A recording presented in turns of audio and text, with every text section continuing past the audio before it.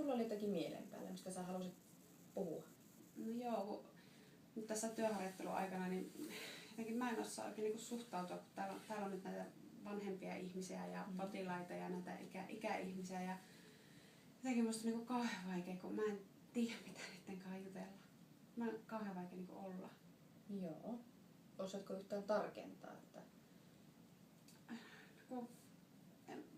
Tuolla jos mä niin menen vaikka tekemään sinne jotakin niitä kanssa, en mä vaan niin keksi mitään sanomista. Ei ole mitään niin semmoisia yhteisiä jutuaiheita.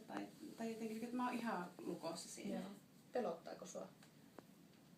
No ehkä vähän, kun tietysti ne saattaa välillä sanoa jotain niin semmoista asian kuulumatontakin, kun tietysti kun on se muistisairaus, niin ehkä sitten vähän sieltä tulee semmoinen, että kun ei osaa niin valmistautua siihen, Joo.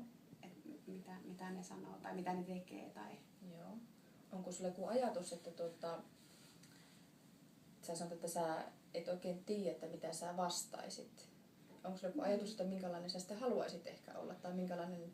No kun musta jotenkin niin se, että kun katsoo teitä muita niin työssä, kun te olette jotenkin niin semmoisia luontevia ja mulla se niin ei vaan lähde. Eli koitko sä semmoiset, että sä et ole ehkä ne taidot sulla ei ole tarpeeksi hyvät vielä? Niin, ei varmaan ole. Tai sitten joku semmoinen,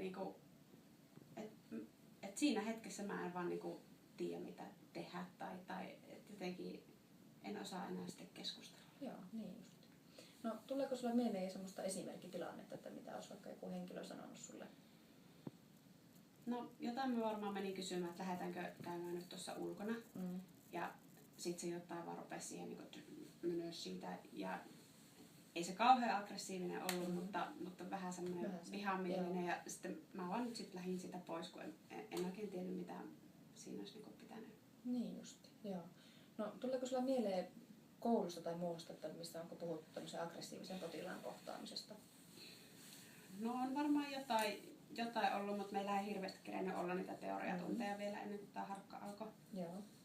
Mutta varmaan just se ehkä, että pitäisikö mun sitten toisen hoitajan kanssa mennä aina siihen, että onko se parempi, että mä